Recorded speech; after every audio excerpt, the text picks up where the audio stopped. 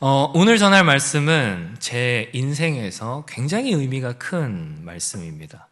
원래 제가 보통 청년부에 부임하게 되면 첫 설교는 대개는 이제 성경과 관련된 말씀을 제일 먼저 전해 왔는데요. 오늘은 좀 이 말씀을 나누면 좋겠다 하는 생각이 듭니다. 제가 너무 사랑하는 본문입니다. 여러분, 제가 질문 하나 드릴까요? 욥기는 누가 썼을까요? 모릅니다. 언제 썼을까요? 그것도 모릅니다. 근데 이제 욥기를 잘 읽어보면 욥이 140세를 살았다고 하는 점, 그리고 욥기에는 이스라엘이나 아브라함이 전혀 이제 언급되지 않는 점, 또 율법에 관한 언급도 없고 욥이 자신이 제사장을 통하지 않고 직접 제사를 드리는 점, 이런 것들로 미루어 보았을 때 욥은 아마도 아브라함과 동시대의 사람이거나 그전 사람이구나라고 우리가 추측할 수 있습니다. 또 욥은 욥기서를 보면 아담이나 홍수 사건에 대해서 어느 정도 알고 있는 것으로 보이기 때문에 욥은 그러니까 바벨탑 이후 아브라함 전, 그러니까 창세기 11장과 12장 한 그 사이쯤의 인물이라고 우리가 추측할 수 있는 것이죠. 욥기 좋아하십니까? 우리는 욥기를 잘 읽지 않습니다. 욥기를 별로 좋아하지 않아요. 같은 시가서인데도 욥기 바로 다음에 있는 시편은 굉장히 우리가 좋아하고 또 즐겨 읽는데 욥기는 잘 안 봅니다. 왜 우리가 욥기를 잘 안 좋아할까요? 왜 욥기를 잘 안 보는 것일까요? 아마도 그것은 시편에는 비교적 위로와 감사, 찬양 이런 것들이 나오는데 욥기에는 뭐만 나와요? 주구장창 고난만 나와요. 아주 지루할 정도로 고난, 또 고난이 나와요. 꼭 누구의 인생과 같이, 우리 인생과 같이 그렇게 고난이 나옵니다. 우리가 살다 보면 꼭 죽을 것 같은 날들이 있습니다. 그 죽을 것 같은 고난, 그 고난을 겨우겨우 지나고 나면 어떻게 돼요? 좀 괜찮아지나요? 좀 괜찮아지셨습니까? 또 좀 지나고 나니까 고난이 와요. 또 고난이 찾아오죠. 이전보다 더 큰 고난, 작은 고난? 더 큰 고난. 그러면 우리는 또 죽을 것 같이 힘들어하면서 그 고난을 겪어냅니다. 그렇게 고난은 우리의 인생을 끊임없이 찾아왔고 또 지금도 찾아오고 있습니다. 그래서 우리는 고난의 연속인 우리의 인생과도 같은 이 욥기를 읽으면서 욥에게서 고난당하는 우리 자신의 모습들을 발견하게 되고 또 욥에게 말씀하시는 하나님을 통해서 하나님의 뜻에 대하여 알아갈 수 있게 되는 것이죠. 우리가 오늘 본문을 이해하기 위해서는 먼저 욥기의 서두를 잘 이해해야 합니다. 왜냐하면 욥기 1장은 잘 들으세요. 욥기 전체의 키, 그러니까 열쇠라고 할 수 있기 때문입니다. 먼저 욥기 1장 1절을 이렇게 시작하네요. 같이 읽겠습니다. 시작. 우스 땅에 욥이라 불리는 사람이 있었는데 그 사람은 온전하고 정직하여 하나님을 경외하며 악에서 떠난 자더라. 아멘. 성경에 등장하는 수많은 사람들 중에서 욥처럼 이렇게나 칭찬받는 사람은 정말로 드뭅니다. 뭐라고 하죠? 온전하고 정직하여 하나님을 경외하며 악에서 떠난 자였다. 욥은 이런 사람이었다는 거예요. 욥기는 이처럼 욥에 대한 위대한 서술로 시작을 합니다. 살면서 내가 하나님한테 단 한 번이라도 나는 이런 칭찬 들어봤으면 좋겠다 하는 그런 칭찬으로 시작하는 것이죠. 조금 더 살펴보면 욥은 더 대단한 사람이었습니다. 1장 5절 보니까 이렇게 돼 있네요. 시작. 그들이 차례대로 잔치를 끝내면 욥이 그들을 불러다가 성결하게 하되 아침에 일어나서 그들의 명수대로 번제를 드렸으니 이는 욥이 말하기를 혹시 내 아들들이 죄를 범하여 마음으로 하나님을 욕되게 하였을까 함이라. 욥의 행위가 항상 이러하였더라. 아멘. 여러분, 이게 무슨 말이죠? 욥은 지금 하나님 앞에 훌륭한 사람이었을 뿐만 아니라 누구에게도 사람에게도 훌륭한 사람이었다는 거예요. 가정에서도 대단히 훌륭한 아버지였고 훌륭한 부모였다는 거예요. 혹시라도 내 아들들이 생일에 죄를 범하여서 마음에 하나님을 욕되게 하였을까, 그걸 염려하여서 번제를 가르치고 또 하나님을 경외하는 법을 양육했던 것입니다. 자기의 신앙을 후손들에게도 잘 가르치고 양육하는 믿음의 선조, 아주 모범적인 믿음의 부모 역할을 하고 있는 것이죠.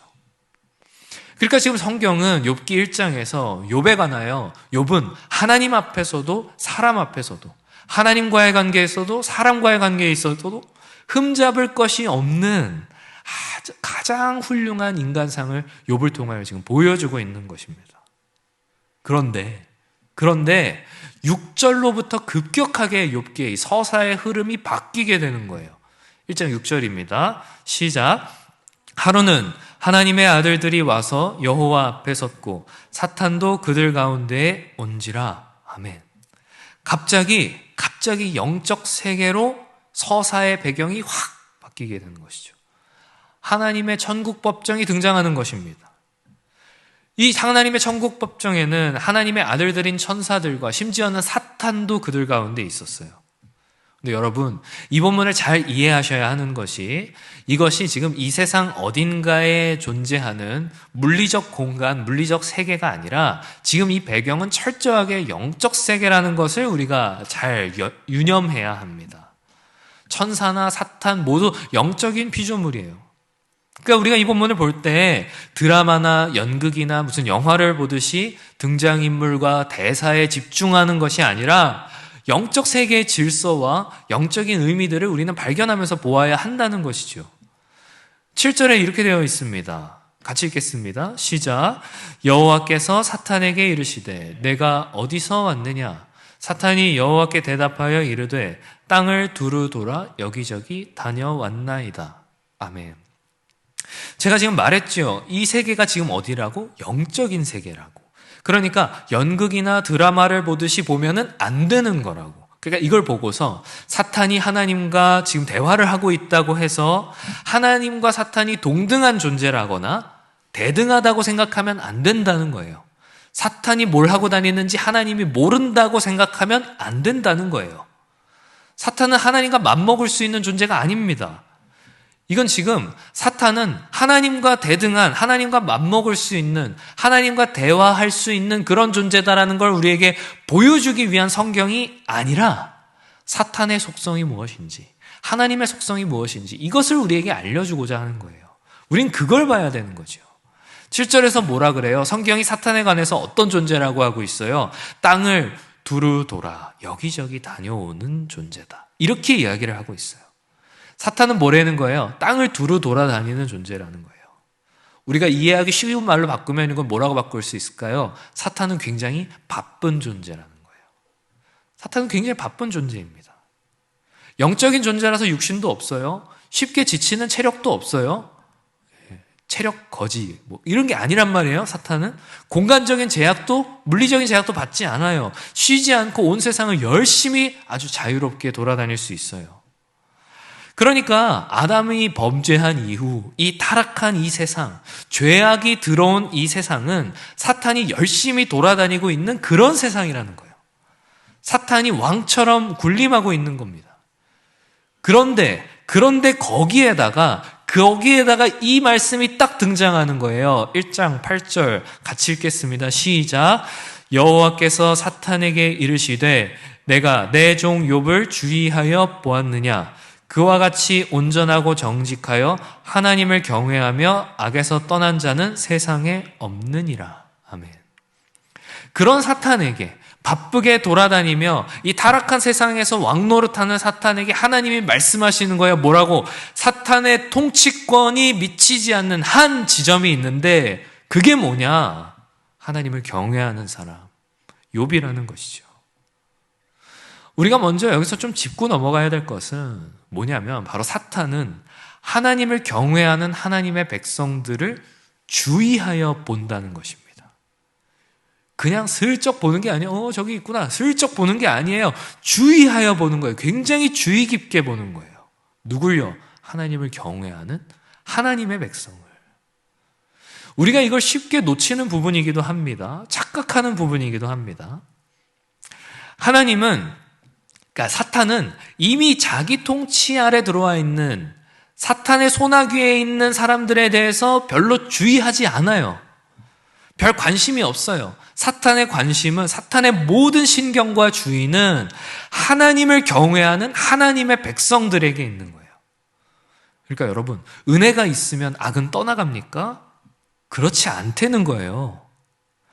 은혜가 있는 자리에 사탄은 더 그곳을 주의하여 보고 있다는 거예요. 은혜를 찾아가는 순간에, 여러분이 은혜를 받으려는 순간에, 은혜로 충만한 순간에 사탄은 여러분들을 넘어뜨릴 궁리를 하면서 모든 악을 다하여 주의하여 보고 있다는 거예요. 여러분, 예배에서, 수련회에서 은혜 받고 돌아갔는데 어때요? 여러분을 시험에 들게 하는 일이 순식간에 찾아오죠. 어쩌면 여러분 오늘도 이 예배가 끝나고 저 문 밖을 나서는 순간 눈 깜짝할 사이에 사탄은 여러분을 찾아올 수도 있습니다. 그게 바로 사탄이 우리를 주의하여 보고 있다는 증거예요. 여러분 잘 기억하셔야 합니다. 음식점에 있는 죽은 음식 모형에는 파리가 꼬이지 않아요. 여러분이 가장 살아있을 때, 여러분에게서 그리스도의 향기가 가장 진동할 때 사탄은 더욱 우리를 주의하여 보고 있다라는 것입니다. 그래서 성경은 우리에게 선줄로 생각하는 자 넘어질 것을 주의하라, 그렇게 이야기하는 것이죠. 그리고 또 다시 본문을 보니까 욥을 그렇게 주의하여 보았던 사탄이 하나님께 이런 말을 하네요. 제가 읽겠습니다. 9절로부터 11절인데요. 사탄이 여호와께 대답하여 이르되 욥이 어찌 까닭없이 하나님을 경외하리이까? 주께서 그와 그의 집과 그의 모든 소유물을 울타리로 두르심 때문이 아니니까. 주께서 그의 손으로 하신 바를 복되게 하사 그의 소유물이 땅이 넘치게 하셨음이니이다. 이제 주의 손을 펴서 그의 모든 소유물을 치소서. 그리하시면 틀림없이 주를 향하여 욕하지 않겠나이까. 지금 이게 무슨 말이에요? 사탄이 하나님께, 하나님, 당신이 지금 욥을 선하게 다스리시니까 욥이 하나님을 경외하는 것 아닙니까? 이렇게 얘기하는 거예요. 하나님의 선한 그 섭리 때문에, 하나님이 욥을 복되게 했기 때문에 욥이 하나님을 경외하는 것이라는 말이에요. 하나님이 먼저 욥에게 뭘 줬기 때문에 욥도 하나님을 경외하는 것이라고 지금 그 말을 하는 거예요. 그러면서 하나님이 만일 욥을 치신다면 욥은 하나님을 경외하지 않을 겁니다. 이렇게 이야기하는 것이죠. 우리가 이 본문에서 사탄이 하나님을 막 충동질할 수 있는 능력이 있고 하나님은 사탄의 충동질에 넘어가시는 분이라는 그런 생각을 하면 될까요? 안 될까요? 안 되죠. 제가 아까도 이 본문을 그렇게 보면 안 된다 그랬죠. 왜냐하면 지금 이 세계는 영적인 세계고 그 질서를 보여주는 것이기 때문에 그렇죠. 그래서 우리는 이 본문에서 하나님의 주권과 하나님의 능력이 어떠한지 그것을 봐야 되는 거예요. 영적인 의미를. 욥의 소유를 지키시는 분이 누구예요? 하나님이시죠. 욥에게 은총을 베푸시는 분이 누구예요? 하나님이시죠. 욥의 소유를 치실 수 있는 분이 누구예요? 하나님이시죠. 사탄이 능력을 발휘해서 우리에게 고난을 주는 것이 아닙니다. 오히려 지금 사탄이 자신의 입으로 고백하는 것이 뭐냐면 하나님의 백성에게 고난을 주시는 분도, 복을 주시는 분도, 거두시는 분도 누구라는 거예요? 하나님이시라는 거예요. 공중의 권세 잡은 자로서 온 세상을 자기 집처럼 그렇게 다스리는 것처럼 보이지만 실제로 하나님의 통치권은 한 번도 사탄에게 넘어간 적이 없다는 것입니다. 온 세상의 악이 흘러 넘치는 것처럼 보여도 사탄의 모든 행동은 다 하나님의 허락, 하나님의 허용을 받아야 하는, 사탄은 그런 열등한 존재라는 것입니다. 여러분, 공포영화 보면요, 귀신이 막 사람을 괴롭히기도 하고 심지어는 막 죽이기도 하고 그러지요. 그런데 실제로 악한 영은 우리에게 고난을 줄 수 있는 그 어떤 능력도 없어요. 그렇다고 지금 사탄이 고백하고 있는 거예요. 여러분, 우리는 가끔 이런 부분에서 의도치 않게 우리 믿음이 작아지는 경우들이 있습니다. 하나님을 우리의 기준으로 생각하여서 너무 작은 분으로 생각한다는 거예요. 여러분, 저 북한 땅에 김정은이 살아있는 것, 북한 정권이 계속되는 것이 사탄의 능력입니까? 대한민국의 간통법이 폐지되고 사회적으로 문제들이 발생하는 것이 사탄의 능력입니까? 하나님이 그렇게 내버려 두셨기 때문이에요. 하나님이 그렇게 하셨기 때문이에요. 이 질문은 시대가 바뀌어도 계속되는 질문입니다. 나중에 우리가 설교를 통해서 또 다루게 되겠지만 왜 이 세상에는 악이 만연한가? 왜 하나님께서는 저 수많은 악인들을 그냥 내버려 두시고, 내버려 둘 뿐만 아니라 저 악인들로 하여금 잘 먹고 잘 살도록 내버려 두시고, 왜 의인들이 고난받는 일이 이 세상에서 발생하는가? 이거 조금 어려운 말로 신정론이라 그래요. 인간의 눈으로 보기에 너무나도 불합리한 고난, 세상에 존재하는 악의 문제, 세상에 도래하고 있는 고통의 문제에 대한 의문, 그럼에도 불구하고 하나님은 정말로 선하신가? 하나님의 섭리는 정말로 선하고 의로우신가? 이게 신정론의 질문이거든요. 오늘 욥기는 그런 질문들로 가득 차 있습니다. 그런데 욥기 1장의 결론이 뭐예요? 지금 욥은 의롭다는 거예요. 욥에게는 아무런 책임이 없다는 거예요. 욥기 1장을 잘 보세요. 우리는 그 어떤 욥의 잘못도 발견할 수가 없어요. 이후로 당할 욥의 고난의 이유라던가 책임이라던가 잘못을 우리는 발견할 수가 없다는 거예요. 그만큼 욥은 의로운 사람이었어요. 정직하고. 그런데 욥은 이후로 어떻게 됩니까? 우리가 말씀을 다 찾아볼 수는 없지만 욥에게는 고난이 찾아와요. 어떤 고난이? 그냥 고난이 아니라 어마어마한 고난이 찾아와요. 자신의 모든 소유물을 빼앗기죠. 재산은 모두 약탈당하거나 죽임당하지요. 모든 자녀들이 사고로 죽게 되지요. 하루아침에 욥은 모든 것을 다 잃어버리게 됩니다. 소유만 잃어버리나요? 육신의 고난까지도 받게 됩니다. 하나님의 손으로 뼈와 살을 치는 고난을 받아 온몸에 종기가 나게 됩니다. 여러분, 지금 이게 우리가 글로 읽어서 별로 와닿지 않아서 그렇지, 이게 지금 어느 정도의 고난이냐면, 잘 생각해 보세요. 욥의 고난을 위로하러 왔던 친구들이, 뭐 하러 왔던 친구들이? 위로하러 왔던 친구들이 욥을 보고서 뭐라 그러냐면, 야, 이 정도 고난 당하는 거 보면 욥이 뭔가 잘못을 하긴 했나 보다, 이렇게 생각했다는 거예요. 위로하러 왔던 친구들이. 그만큼 지금 욥은 어마어마한 고난을 당하고 있는 거예요. 그런데 욥은 자신의 고난을 도무지 이해할 수가 없었어요. 나는 분명히 하나님 앞에서 죄악을 저지른 것이 없는데, 이 정도 고난을 받을 만한 잘못을 내가 저지른 적이 없는데, 자신이 받고 있는 고난의 크기가 너무나도 커도 너무나도 커서 도무지 머리로 이해할 수가 없었던 거예요. 그래서 심지어는 내가 태어나지 말아야 할 것을 태어났다고 하면서 자신의 생일까지도 저주하는 거죠. 그래서 욥기의 중반부라고 할 수 있는 3장부터 37장까지 30장이 넘도록 욥을 정죄하고 비난하는 친구들의 말과, 욥 네가 잘못했다, 뭔가 잘못했다, 회개해라 라고 하는 친구들의 말과, 나는 무죄하다, 나는 무고하다, 내가 죄가 없는 걸 하나님은 다 아신다, 이런 항변으로 대화가 진행되는 거예요. 그리고 욥은 탄식하죠. 하나님, 제가 왜 이런 고난을 당해야 합니까? 내가 왜 이런 고난을 당하는 것입니까? 내가 정말로 하나님 앞에 죄를 진 것입니까? 이처럼 욥과 친구의 대화, 욥의 탄식, 이것이 끊임없이 반복되면서 욥기는 3장부터 37장까지나 진행됩니다. 그런데 우리가 이렇게 읽어나가는 동안 이 가운데서 우리도 이러한 함정에 빠질 수가 있어요. 욥이 빠졌던 함정, 욥의 친구들이 빠졌던 함정, 거기에 우리도 빠질 수 있다는 거예요. 우리가 절대 욥기를 읽으면서 던져서는 안 될 질문이 뭐예요? 아까 1장에서 이미 결론이 나왔던 이야기, 욥은 왜 고난을 받았을까? 이 질문 던지면 안 되는 거예요. 안 된다는 거예요. 욥과 친구들은 지금 이 질문에, 이 함정에 빠져 있어요. 그래서 욥기는 애초에 우리 보고 그 함정에 빠지지 말라고 1장에서 이미 결론을 우리에게 주는 거예요. 뭐라고? 욥은 아무 잘못이 없다 라고 말이에요. 욥에게 잘못이 있다라고 생각하는 순간 우리는 함정에 빠져요. 욥은 무슨 잘못을 했지 추측하는 순간 꼬여버려요. 욥은 무슨 잘못을 했을까? 욥은 뭘 해야 고난받지 않았을까? 욥은 뭘 해야 고난이 아니라 복을 받게 될까? 우리는 어떻게 해야 고난이 아닌 복을 받게 될까?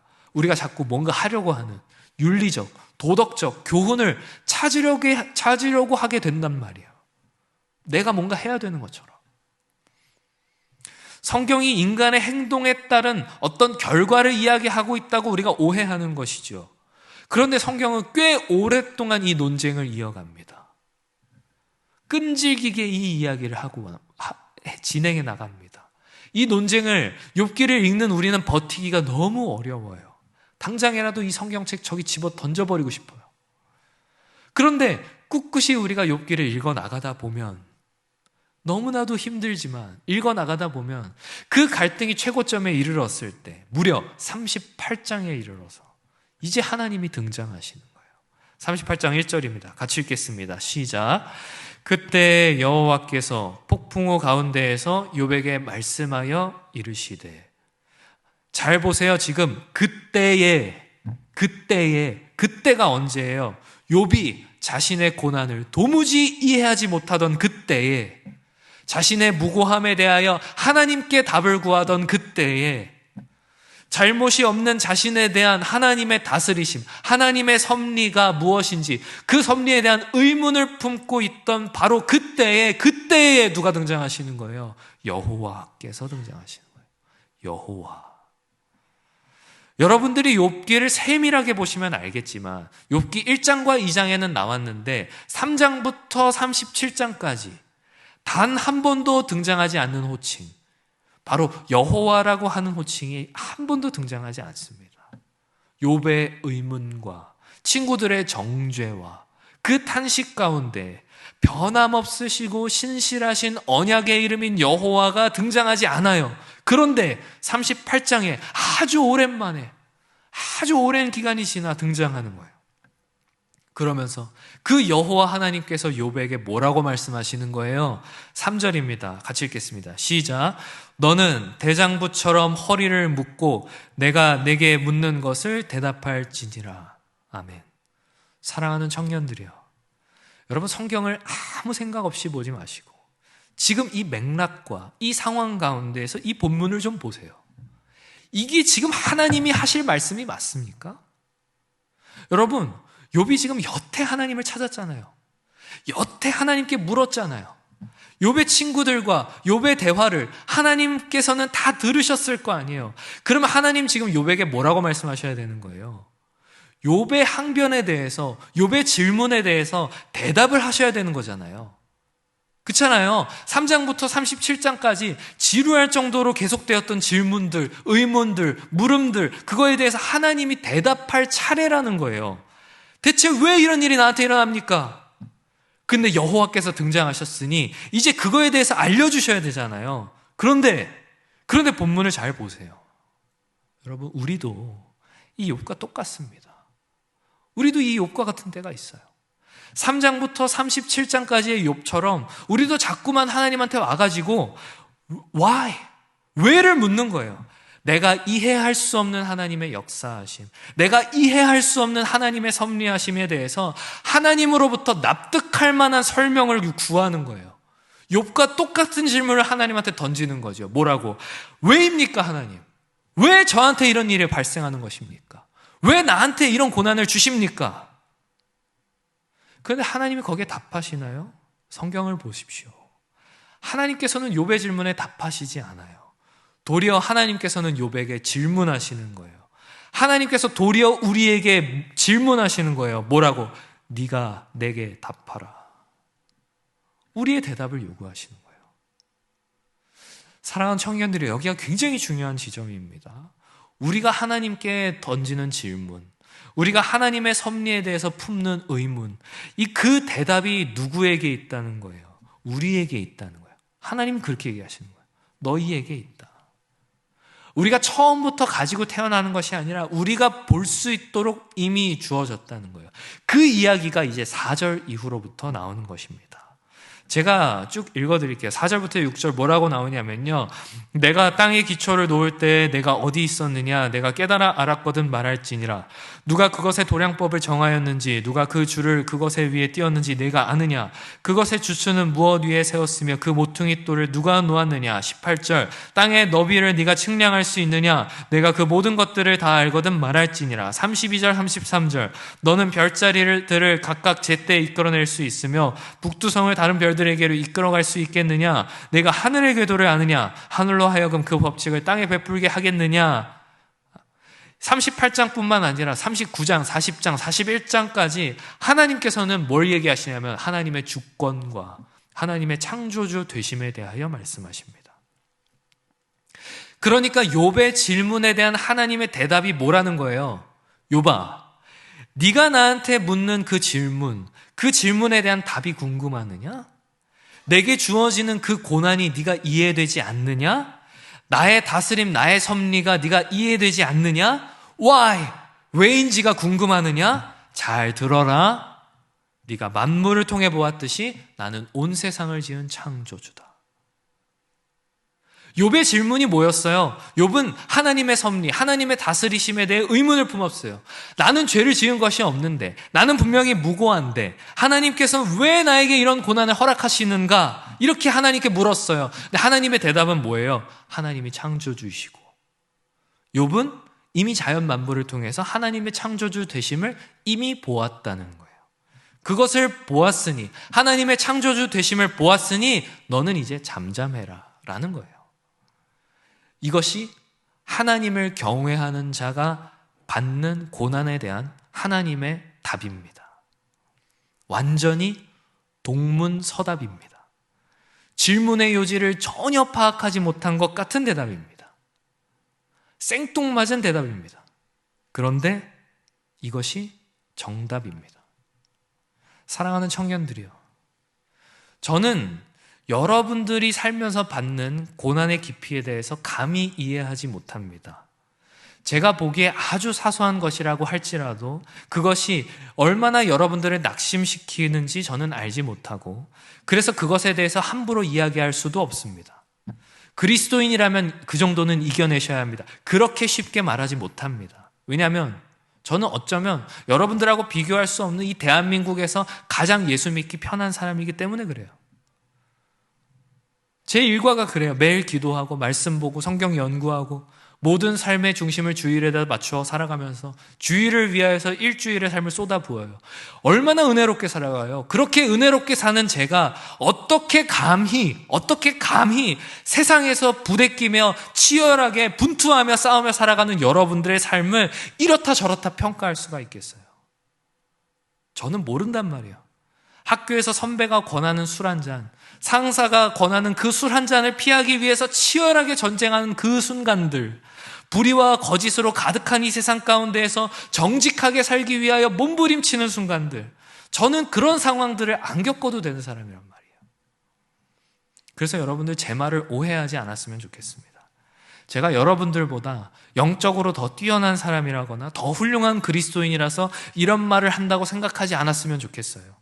혹시 몰라 다시 한번 말씀드리지만 저는 여러분의 고난을 제 머리로도 제 마음으로도 조금도 이해할 수 없는 사람이에요. 그런데 그런 저이지만 제가 여러분의 지도교역자, 담당 목사로서 부족하지만 할 수 있는 것, 성경이 말하는 바를 여러분에게 조심스럽게 말씀드리는 거예요.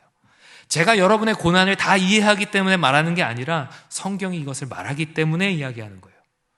사랑하는 청년들이요, 여러분의 삶에 고난이 찾아올 때, 은혜로 가득했던 여러분의 삶에 사탄이 여러분들을 주목하여 보기 시작할 때, 기쁨의 삶에 그 시험의 순간들이 찾아올 때 여러분들은 무엇보다 하나님의 창조주 되심을 기억해야 합니다. 만물을 통해 나타나신 창조의 하나님, 성경을 통해 말씀하시는 창조주 하나님을 여러분들 기억해야 합니다. 여러분들의 의문과 질문을 가지고 하나님 앞에 나아가기 전에, 하나님의 섭리에 대하여 하나님께 따져 묻기 전에 여러분은 먼저 하나님의 질문에 답하셔야 합니다. 너는 나를 누구라고 생각하느냐? 우리가 이 질문에 답을 할 수 있을 때 하나님께서는 창조주이십니다, 그렇게 고백할 수 있을 때 그때 우리의 신앙은 참으로 변화하기 시작합니다. 아마도 여기 앉은 여러분들 중 그 누구도 어제 저녁, 오늘 아침에 해가 뜨게 해달라고 기도하신 분은 없을 거예요. 근데 왜 해가 떴을까요? 하나님이 창조주이시기 때문입니다. 여러분의 심장이 지금 뛰게 해달라고 지금 기도하시는 분들은 없을 거예요. 그런데 왜 여러분의 심장이 뛰고 있는 거예요? 하나님이 창조주이시기 때문입니다. 그런데 우리가 이 하나님의 창조주 되심을 잊을 때 우리에게서는 하나님의 섭리에 대한 불만이 터져 나오는 거예요. 하나님 대체 열심히 살았던 우리에게, 하나님 뜻대로 살려고 노력했던 우리에게 왜 이런 고난이 닥치느냐고 탄식하게 되는 거예요. 여러분, 우리는 대부분 이 신앙생활을 처음 시작할 때, 그리고 처음 하나님을 인격적으로 경험할 때 대부분 욥과 같은, 또 욥의 친구들과 같은 섭리신앙으로 출발합니다. 어려웠던 문제들이 해결되는 순간, 외롭고 쓸쓸했던 우리의 영이 기쁨으로 충만해지는 순간, 교회 안에서 교제를 통하여 만족감을 얻는 순간, 우리는 그렇게 우리의 인생에 역사하시는 하나님의 섭리, 그 손길로 말미암아 하나님을 인격적으로 경험하게 돼요. 그런데 우리가 그 섭리신앙에만 머물러 있으면 안 된다는 거예요. 만일 우리가 그 섭리신앙에만 머물러 있게 된다면 우리가 이해할 수 없는 하나님의 섭리, 우리의 인생에 닥치는 위기와 고난 앞에서 우리는 우리 신앙의 넘어짐을 겪게 된다는 거죠. 하나님 대체 내게 왜 이러실까? 하나님 왜 나에게 이런 일을 허락하실까? 아무리 의문을 품고 기도하며 나아와도 침묵하시는 하나님 앞에서 좌절하게 되는 거죠. 그런데 바로 그때 욥이 자신의 고난을 이해하지 못하였던 것처럼 우리의 신앙이 도무지 이해되지 않을 때, 하나님의 섭리를 우리의 머리로 도무지 이해할 수 없을 때, 바로 그때 우리는 우리의 신앙을 창조주 하나님께 대한 신앙, 이 창조 신앙으로 업그레이드 해야 하는 것입니다. 내 인생의 역사하신 하나님, 내가 경험한 하나님, 거기서부터 눈을 들어서 하나님의 하나님 되심으로 본질적이고 객관적이고 계시를 통해서 드러내신 그 하나님을, 성경이 첫 시작부터 선언하고 있는 그 하나님을 창조주 하나님께 대한 그 신앙으로 우리가 나아가야 하는 것입니다.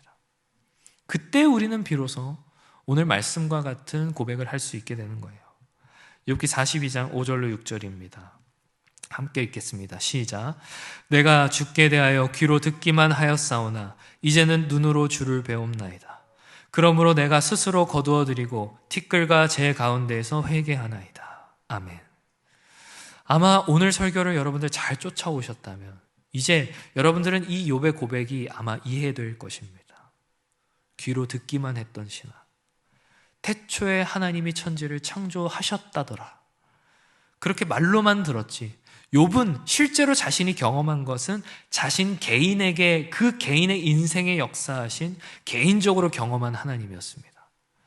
그런데 이제 욥은 거기서부터 눈을 들어서, 섭리신앙에서부터 눈을 들어서 눈으로 주를 배움는 신앙으로, 하나님이 지으신 천지 만물을 통하여, 하나님의 계시인 말씀을 통하여 하나님을 배움는 신앙, 창조의 신앙으로 나아가고 있다고 지금 욥은 고백하고 있는 거예요.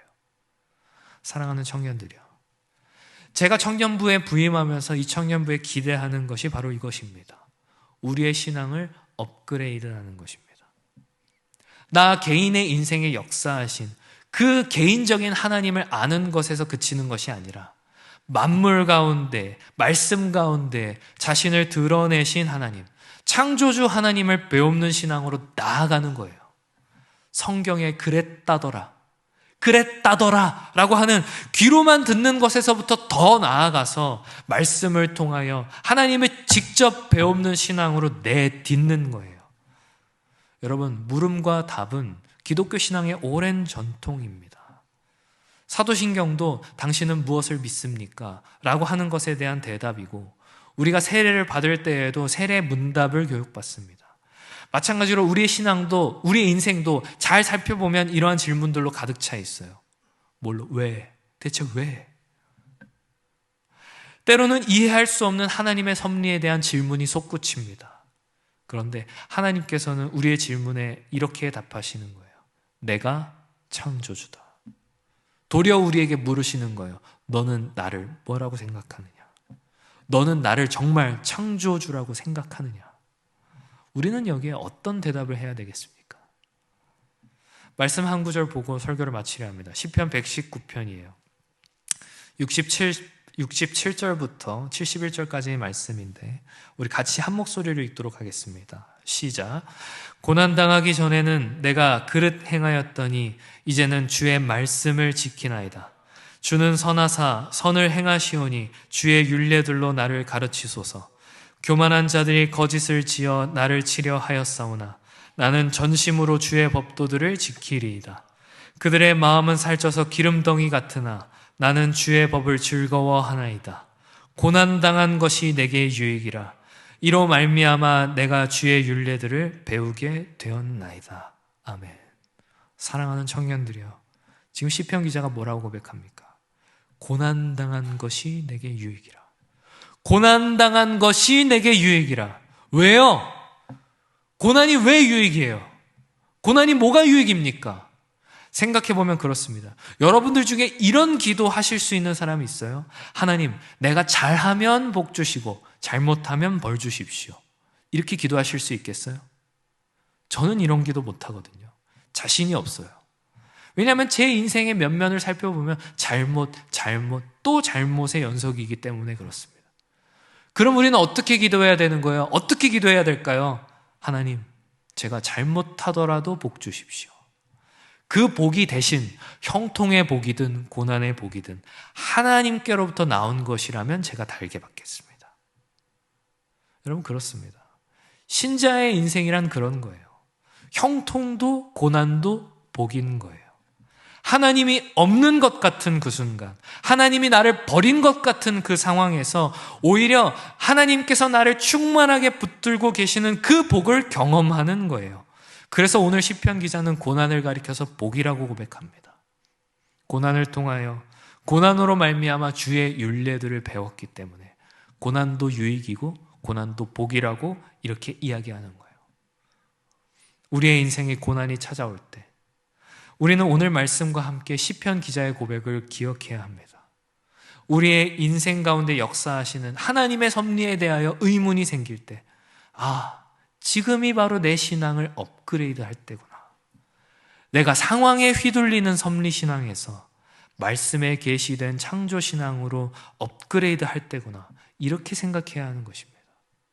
사랑하는 청년들이여, 부디 바라옵기는 여러분에게 어떤 고난이 찾아온다 하더라도 창조신앙을 소유한 그런 신도봉의 청년들이 되셔서 아무리 사탄이 여러분들을 주목하여 본다 할지라도, 수많은 유혹과 시험들이 여러분을 기다린다 할지라도, 이해할 수 없는 상황에 여러분의 마음이 무너진다 할지라도 섭리에 대한 질문이 아닌 창조에 대한 감격으로 이겨내시는 그런 청년들이 되시기를 간절히 축원합니다.